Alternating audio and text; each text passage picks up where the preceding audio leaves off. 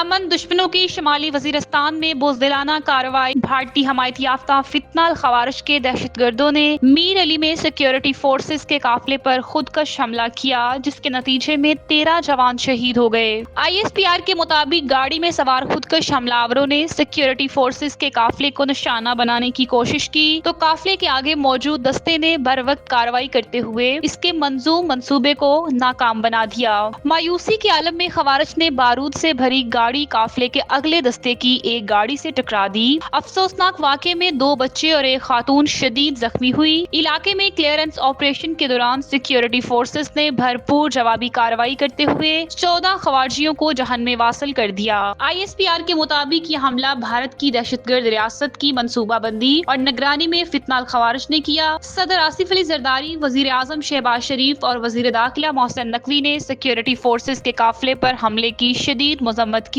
وزیر اعظم نے کہا کہ بھارتی حمایت یافتہ دہشت گردوں نے بزدلانہ کارروائی کی، پوری قوم شہدا کو سلام پیش کرتی ہے۔